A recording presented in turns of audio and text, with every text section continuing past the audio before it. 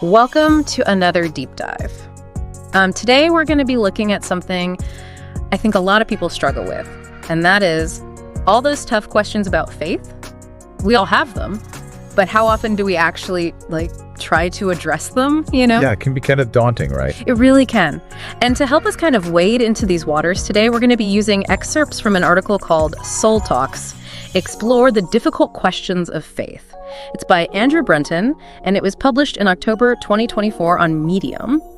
And have you heard of SoulTalks before? Yeah, I have. It's basically a forum for open and honest dialogue about some of these spiritual challenges that we've been talking about, like a safe space to actually voice your uncertainties and grapple with those really tough questions. I love that idea of a safe space. Because I think sometimes when you bring up these questions in maybe like a traditional church setting, it can feel like you're, stepping on eggshells or something. Oh, totally. And one of the things that Brenton emphasizes in this article is that doubt and uncertainty are not the enemies of faith. Right. They're actually seen as potential opportunities for growth, which is so refreshing. It is. I love that take on it. It's like SoulTalks is saying, hey, it's okay to not have all the answers. Exactly. Let's dive into these questions together. Yeah, exactly. And the article actually encourages us to move out of what Brenton calls the too difficult box. Okay, what's the too difficult box? So it's that feeling of wanting to avoid those theological dilemmas because they're just too complex or uncomfortable. Yeah. You know what I mean? Oh, yeah, for sure. We've all been there. We've all been there. But the interesting thing is that SoulTalks uses those doubts and questions as motivation to actually think more deeply about things. So they're not just saying shove those questions under the rug. They're saying let's use them to kind of propel us forward in our faith. Exactly. And in the article, Brenton actually applies this idea to the concept of God's sovereignty. Oh, okay. So God's sovereignty. For those who aren't familiar, that basically means the idea that God is in control, right? Yeah, exactly. And the article actually points to Isaiah 45:6, where it states that God is the one true authority. And then it goes on to quote Proverbs 16:4, which says that God has a purpose for everything.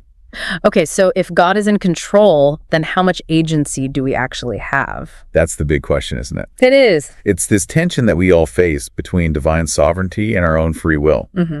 And it's something that theologians have been wrestling with for centuries. And Brenton doesn't pretend to have the answer right. No, he doesn't. He presents all these different perspectives and, he doesn't try to force a solution. But what he does do is he stresses the importance of resilience in the face of all this. Yeah, resilience is key. Mm-hmm. And he defines it as the ability to stand firm even when things don't go as planned.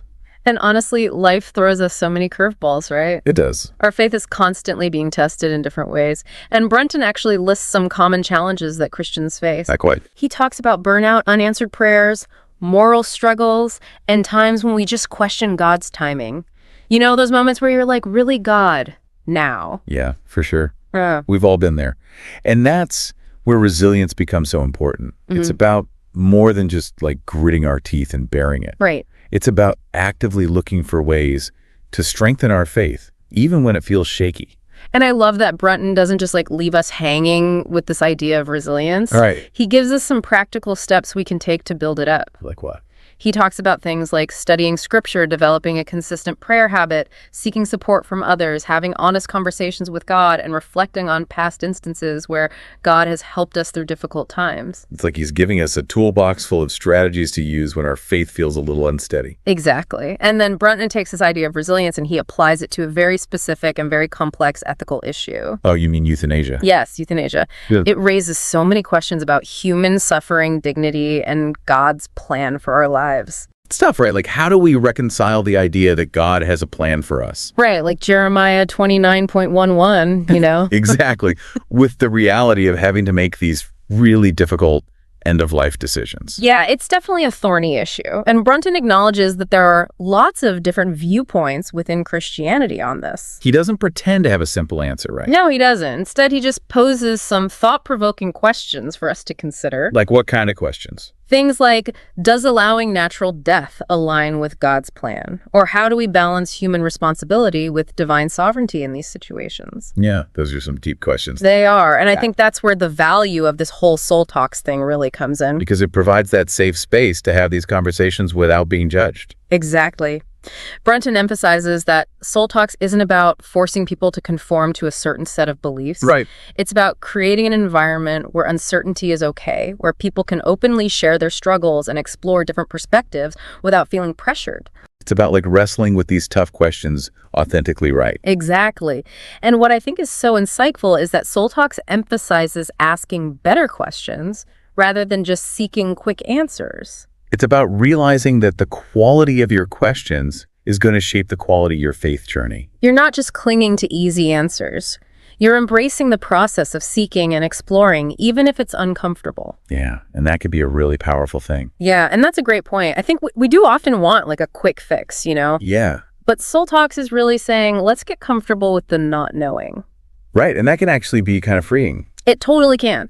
So in a practical sense, what kinds of questions might people actually bring to a Soul Talks discussion? Well, the article doesn't give us a specific list or anything, but it does touch on some common themes that come up. Like what?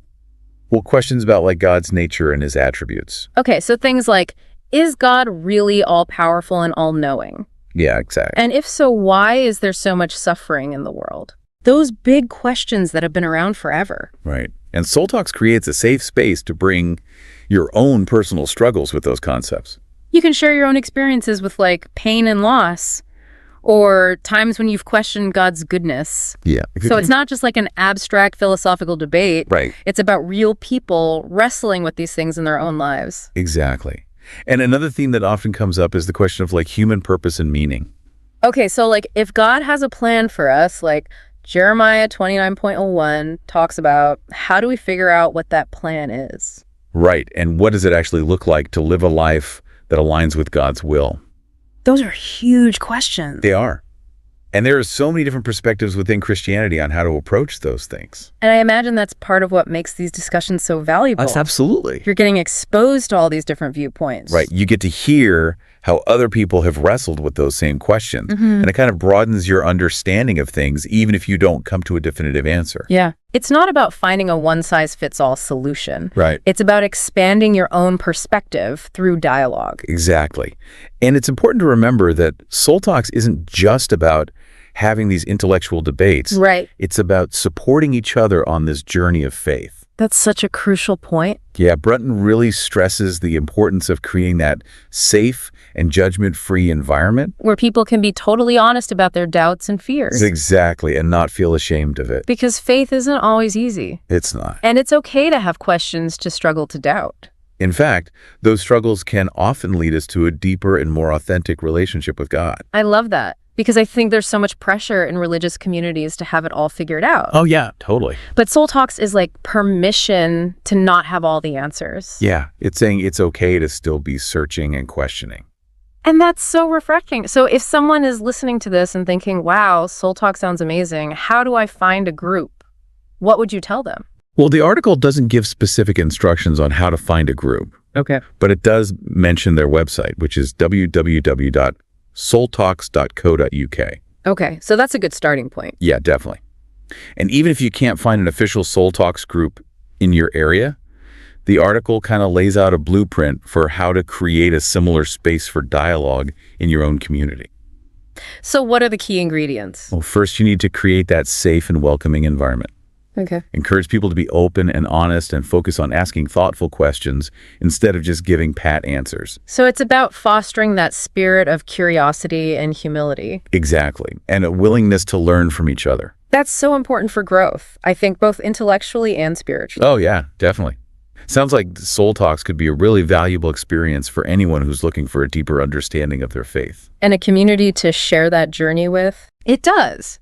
And even if you don't have access to a group like Soul Talks, the principles that Brenton lays out can be applied to any setting where people are willing to have an honest conversation about faith. Absolutely. It's about creating those spaces for authentic connection and exploration. Yeah, that's a beautiful way to put it. That's so true. It really is about creating that space. And as we wrap up our deep dive into this whole Soul Talks concept, I keep coming back to the idea of embracing uncertainty. You know, in our faith journey, what does that actually look like? That's a great question. Because like we talked about before, our culture is all about like instant gratification, quick fixes, easy answers. But Soul Talks is saying that real spiritual growth comes from leaning into the gray areas. The parts where we don't have it all figured out. Exactly. It's not about having everything perfectly packaged. Right. It's more about being okay with the not knowing. Yeah, like being comfortable with the ongoing search for truth and understanding. Exactly. And that can be a really challenging concept, I think. Especially for people who find comfort in certainty. Yeah, but Brunton seems to be suggesting that embracing uncertainty actually allows us to have a more authentic relationship with God.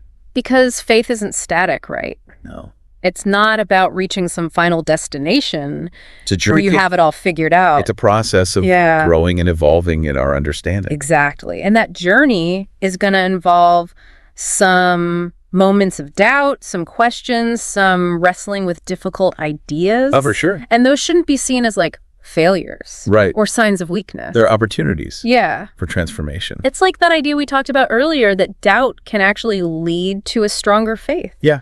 You know, by confronting those tough questions, by really seeking deeper understanding, we can come out on the other side with a more resilient faith.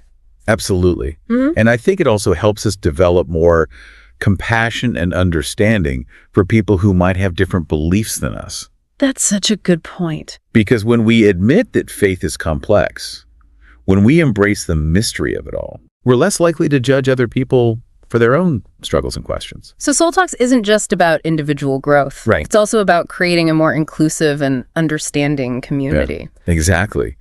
And that kind of brings us to the final question that Brunton poses in the article.